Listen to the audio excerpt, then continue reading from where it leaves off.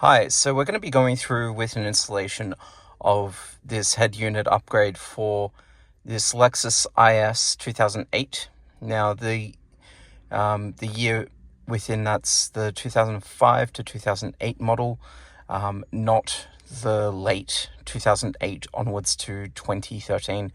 Now on this we'll probably need a few tools, which are you'll need a drill. Preferably with a Phillips head bit, so I'll just use one of these. We've also got a 10mm socket, that's going to be this. Obviously we've got these tools here, which is pretty much the CarPlay kit, and then also a pry bar, because we're going to be going ahead and removing this, so we can then pull that out. But first of all, we need to make sure that we can get rid of the silver trim piece here using this pry tool. You pretty much just do this, bring it up, and then pull it back towards you. There we go. That's done. We'll be doing that on the second one here.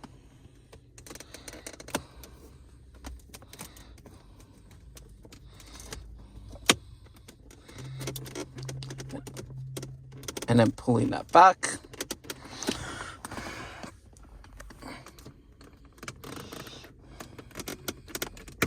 There we go. So those two pieces are off now.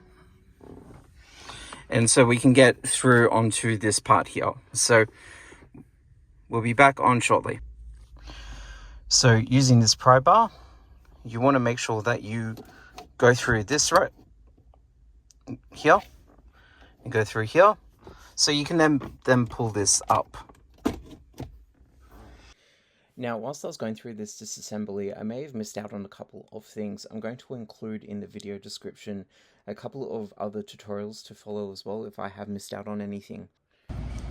And now you pull it out, make sure that you actually have something covered underneath to make sure that when you do pull out the head unit, that it doesn't impact any of the soft plastics that are underneath. Now, what you'll want to do is start unplugging all of these cables that you have connected to the harness, so you can then go ahead and install the unit.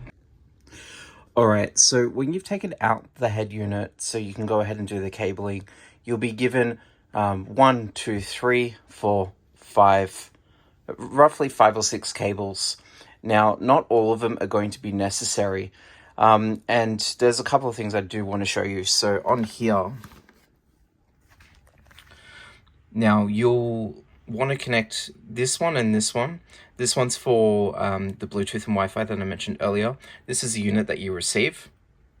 And these cables are what go out. So you'd want to get not the 360 cam one and not the touch one. So these ones you won't need. You'll only need these two, as well as these ones here. So 5 in total. Now, when we have this connected, I've got a Mark Levinson unit. So I had a huge amount of issue when I was initially getting this set up because I didn't know which one to plug into, and I'll show that here. So you'll receive that in the box with this to connect to the head Mark Levinson part there. This connects to the radio, back to the OEM radio and all of this, and I'll show you what it looks like here. Now, on here, this is from my car because it's hard to show and video record at the same time. You're not going to be connecting that Mark Levinson to this part. You'll be wanting to connect it over onto here. Not here. All of the other cables are pretty self-explanatory. So when I was showing the power, you have it connected to here and here, and then it'll piggyback. All of that's going to be showing here. And I would pretty much recommend following this this guide here, because it will show you where you need to reconnect all of the units back. So when you have something that says connect to the OEM monitor or connect to the LVDS wire, it will be things like these here. Now, I've already gone ahead and installed this module into my car. I'll just show you in here just briefly. So the module's already in here. There's a also an antenna for Wi-Fi and Bluetooth already installed. And this cable is already going through into the unit here, and it's intercepting the video output as well as the USB functions. Alright, so now this is all installed, I'm just going to show you a couple of features on this. So when you initially have it installed, it'll be something like this, and I've already gone ahead and paired wireless CarPlay with my phone. However, if you wanted to do wired CarPlay, I'll just show you what it looks like on here. One of these cables, give me a couple of moments. Here we go. Yeah, one of these cables you can actually use to do wired CarPlay instead if you choose to do so, and then that will work as well. However, if you do CarPlay, it will give you the prompts to do Bluetooth connection, and then it'll wirelessly connect like that. Again, it works exactly the same way as any other CarPlay unit would work. You can go ahead and either tap on these buttons down here.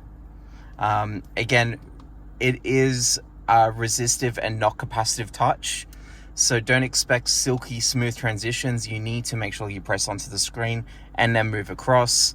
If you just do like this, it won't work. Again, the controls work perfectly with this. It works alongside the existing entertainment unit that you have, and if we go ahead and then play music, you will be able to you can now change tracks, and then when you answer your calls, you can go ahead and hang up and answer and hang up as well, which is amazing. So you it's already pre-mapped. You don't have to map them yourself.